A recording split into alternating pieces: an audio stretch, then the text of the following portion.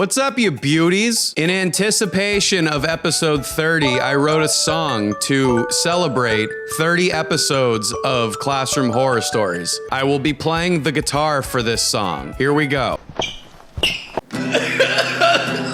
No! No!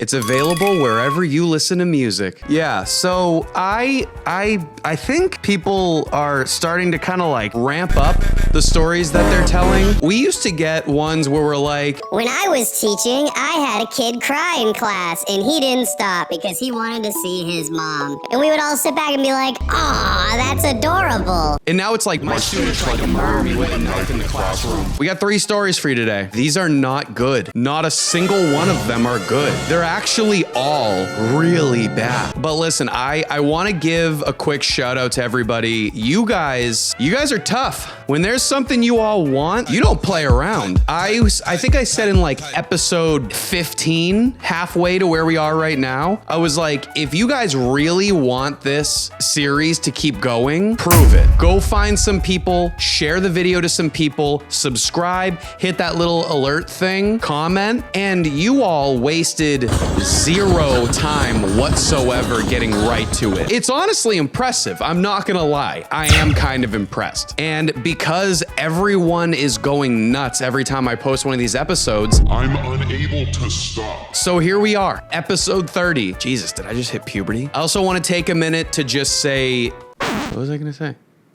Oh, we've been doing this for a couple of episodes, but I want you guys to go into the comments and tell me where you're watching this from, because I apparently am not the only one who is absolutely mind blown at how global this series has been. Like people watching from Lithuania, South Africa, Poland, my home country. I'm not from Poland, but my ancestors are from Poland. It really goes to show that when it comes to mental health, it's not just an American thing. No, it's a problem everywhere because you like this series.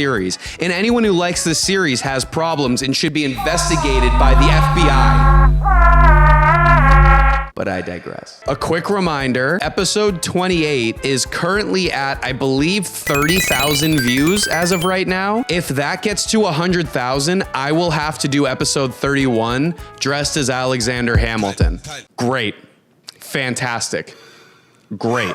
I've recently had a lot of people asking if we can have a bet that has to do with my Lorax costume, because it's been a minute since I've had my Lorax costume on. And I was thinking to myself, I was like, what number is just unrealistic enough for me to ever have to wear that Lorax costume again? So here's the idea. When I hit 500,000 subscribers on YouTube, whatever episode is right after that, I'll do it dressed as the Lorax. There you go. You asked, and now you will receive, okay? I'm not adding any more bets. We have the Alexander Hamilton for when episode 28 hits 100,000. We have the Lorax episode for when I hit 500,000 subscribers. If you can pull that off, then you deserve that episode. You know, that's all I'm saying about that, because I am already filling my pants at the idea of having to do an entire episode with that stupid costume on. I need 2 million followers tonight. All right, let's get into it.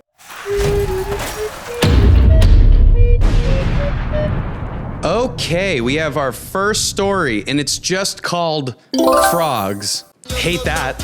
Don't feel good about that at all. That makes me scared and sad. Hello, Mr. J. My name is Madison, and the story was from when I was living in Los Angeles, California. This is not my story, but my friend gave me permission to tell the story. You are not making my stomach feel better. So my friend, we'll call her Polly, was in middle school biology, and her teacher, Miss H, told the class of the next day that they would be Oh no.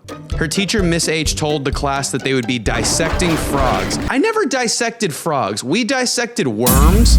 And I remember this one kid, Nick, who was like this athlete, and I was apparently like the nerd in comparison. He was like, I don't want to do this. Dissect it for me and give me a good grade. As if I'm like Dr. Pimple Popper, surgeon, who's like able to properly dissect a frog. We both failed, and I was like, good, you're dumb. Why would you ever put me in charge of frog dissection? Do your own work. Care if you play hockey. So the next day, Miss H walked in with a sack of dead frogs and started chucking the frogs at the students, with one hitting my friend in the eye. Let's pause real quick. There are many parts of that sentence I don't like. The first was, she showed up with a sack of dead frogs. Listen, I'm no biology teacher by any stretch of the imagination, but I feel like when you have a specimen that you're gonna dissect, 9 times out of 10, if you got them the right way, they don't come in a sack. Because I'm picturing like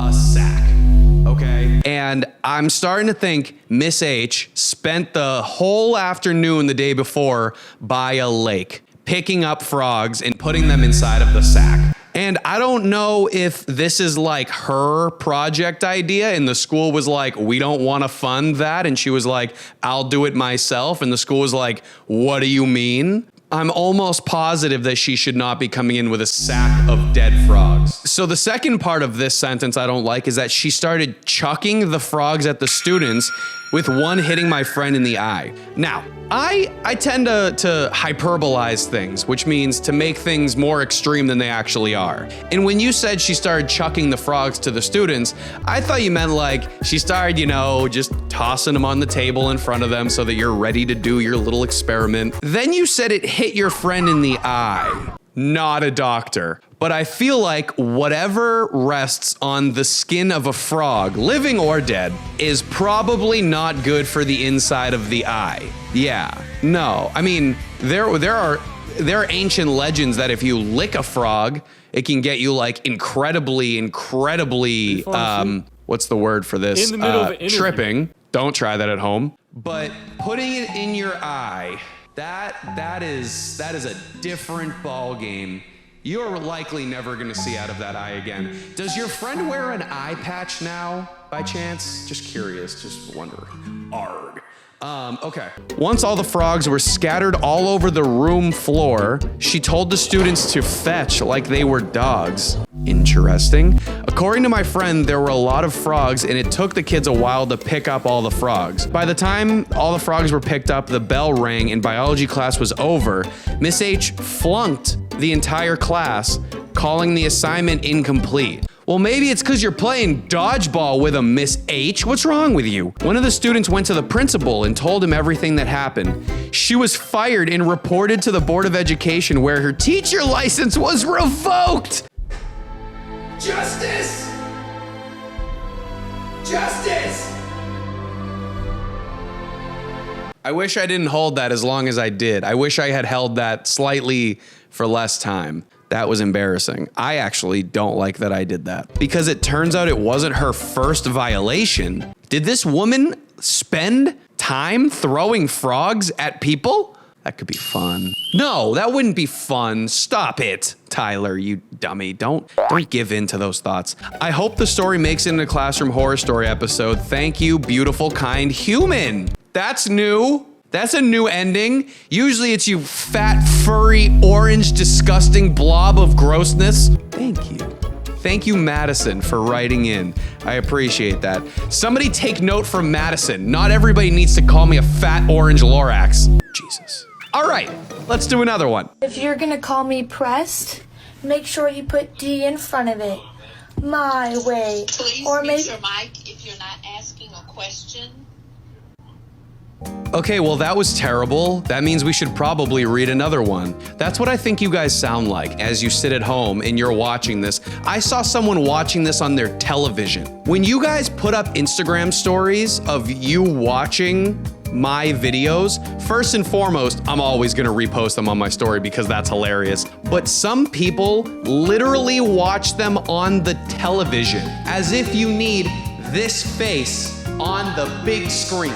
No one needs that. No one has ever asked for that. But that's what I think you guys are like when you're sitting at home, where you're like, read another one. Because you all agree that somehow these aren't scary enough. I feel sick. All right, hi, Mr. J. My name is Danielle, and this story takes place in Fort Worth, Texas, back when I was in middle school. Great. Middle school was a very dark time for me. Caroline, insert the picture of me in 6th grade right now. Enjoy your nightmares. When I was in 8th grade, my school had a woodworking shop. This woodworking shop was an elective that only the 8th graders were able to take because we were the oldest in our middle school. If there had been a woodworking shop when I was in 8th grade, I would have no limbs. I would be limbless right now. Okay, let's let the siren go by because there always has to be somebody getting killed in New York. My God. What is he, parked in the middle of the road with his siren on? Move! Okay, he's moving. It was the first day of class and our teacher, who I'll call Mr. Wood, good one, spent the first class talking only about shop safety. He brought us around to each of the different tools that we would be using during the school year and showed us how to use them safely so that there were no accidents. This all makes sense. Why are you writing this? As you can imagine, there was an accident. Oh, God. Why do I always speak so soon? The last tool that Mr. Wood showed us was a table saw. Oh boy. God, if you're watching, nothing's gonna stop this. What am I talking about? He wanted to show us this one last because it was a brand new purchase by the school. And this saw was what he told us, really incredible technology. Apparently this saw had the ability to recognize when it was cutting something other than wood, and it would stop automatically, protecting the person who was using it. I don't believe you. Mr. Wood was so confident that he said he was going to do a demonstration of the new technology. Before the demonstration, one of the students in the back raised her hand and told Mr. Wood that she believes him and that it's probably smarter if he didn't demonstrate it. This pissed Mr. Wood off. Oh my God.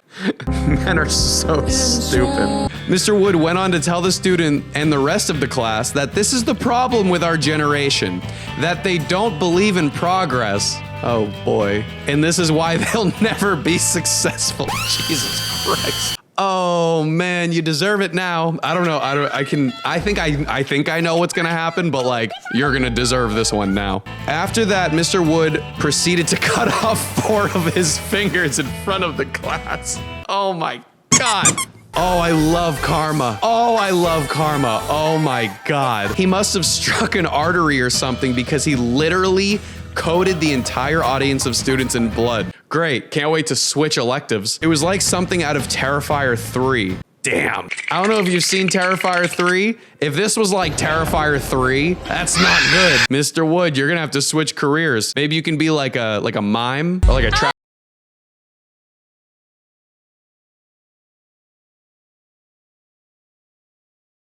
I hope you enjoyed this story as much as we didn't enjoy experiencing it in person. Please add this to episode 30 so that I can watch every pore on your face quiver as you read it. Danielle, I paid so much money for this camera, and now all I'm thinking about is whether or not you can see my pores. I need to switch to a less good camera. All right, well, thank you for writing in. My stomach hurts now. Let's do another one.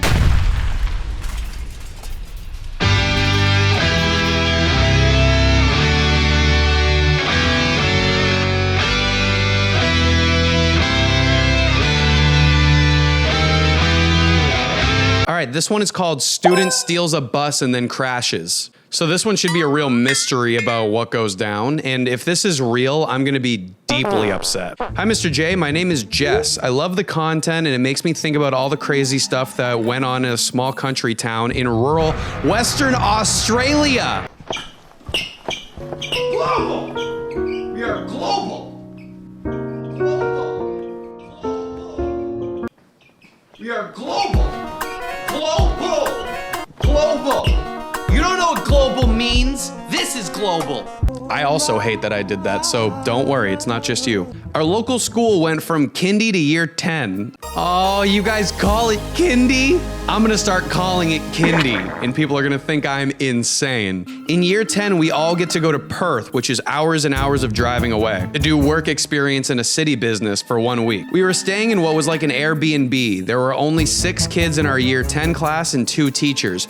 Your entire 10th grade class was 6 kids? Oh, there's a plane. Cool. What was I doing? Oh, there were only 6 kids in your 10th grade class? Really? It's a really small class, Jesus. One of the nights while teachers were in the lounge, we all jumped out of the windows and went exploring. I don't care what you do outside of this, that's a bonkers thing to do. This included one of the boys taking the school bus keys and attempting to take it for a joyride. You all are insane.